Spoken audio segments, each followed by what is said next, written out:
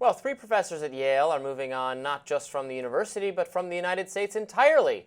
The trio, philosophy professor Jason Stanley and history professors Timothy Snyder and Marcy Shore, have taken positions at the University of Toronto this coming fall.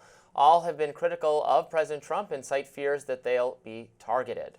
While Snyder and Shore, who are married, left Yale before Trump's inauguration, Stanley announced his departure this week. The moves follow a clear target Trump has put on the Ivy Leagues, including Columbia University. The president cancelled $400 million in federal funding from that school over alleged anti-Semitism. $175 million from the University of Pennsylvania in an unrelated matter, and just this week the administration announced it will review $9 billion in funding for Harvard. Stanley, an expert on authoritarian regimes, joins us now to elaborate on his move to Canada. Welcome to the show, Professor. Thank you so much. I guess my first question is, do you feel safer moving to an area that is going to become our 51st state anyway? I mean, two things about your intro. First, despite the fact that I'm Jewish, I'm not fleeing. I've been noticing that the articles with pictures of Tim Snyder say he's leaving or departing, and the ones with me say I'm fleeing. I think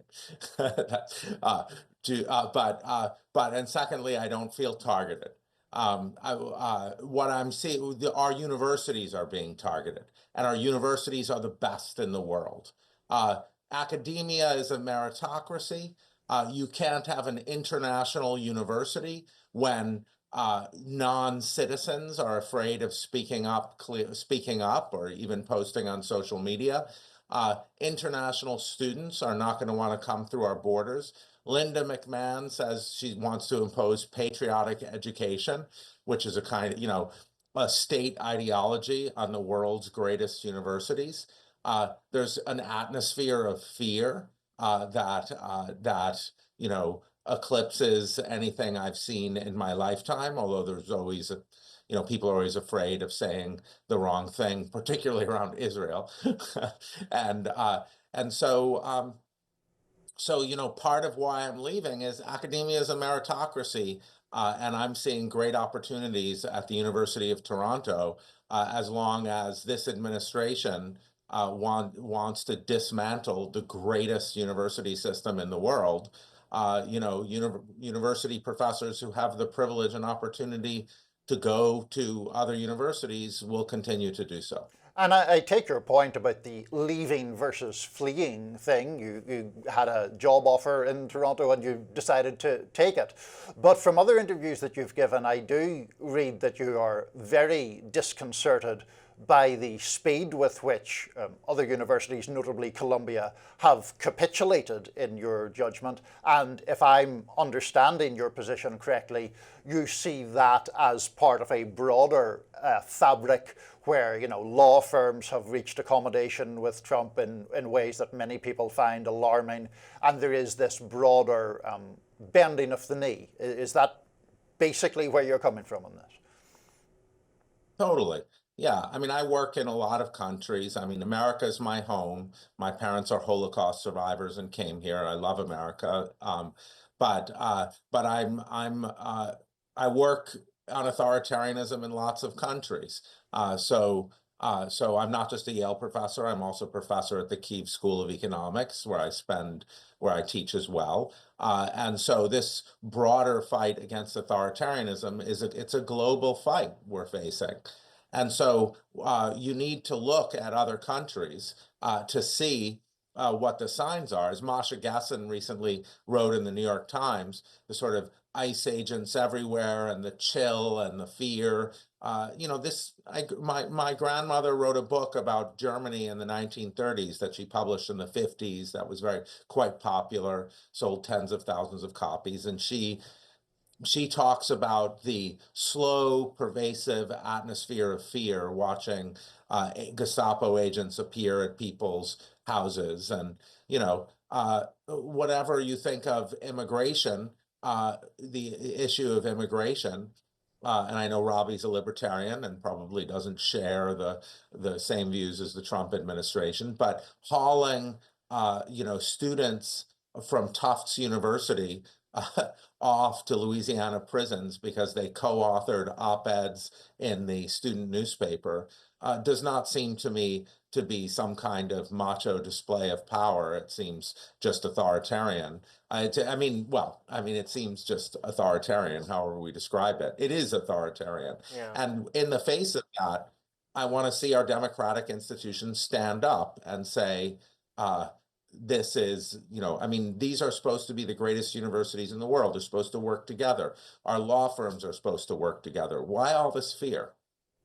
Yeah, as you point out, there is plenty that I personally disagree with the Trump administration on having to do with this. I have strongly condemned the targeting of students for deportation for merely speaking out and disagreeing with Israel's policy. I think that makes absolutely no sense, is not even reflective of the actual debate that takes place on both the right and the left about what our policy should be with respect to the Israeli government.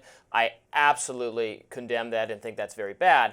But for the sake of argument on this show, I think a conservative would respond to what you said earlier about our universities being places of meritocracy and say, well, wait a minute, Harvard University, for instance, was sued for discriminating on a racial basis against certain students, Asian students including, and they're saying they want billions of dollars in government funding. Are they entitled to billions of dollars in government funding? Can't the government say, well, if you're going to get this funding from us, you have to do these things, which is well in keeping, by the way, as I'm sure you're aware, with how both the Biden and Obama administrations handled elite universities with letters based on Title IX guidance saying we want some of your, and touching on due process and free speech also in terms of how gender-based misconduct should be handled and other topics. No university at any point, not a single one of them, stood up to those administrations either and said, no, we think you're infringing on some really basic cardinal liberal values and we're going to fight you on this. They said, no way, we want that money, whatever you say. So really I see a lot of continuation, not a unique new authoritarian edge to this. Right, Robbie, I follow your work, and I know you think that. And I'm not going to defend excesses of wokeness or whatever. That's not what I'm here to do. But you and I both know that both siding what's happening is wrong, that this extreme attack on universities for billions and billions of dollars of funding is wrong.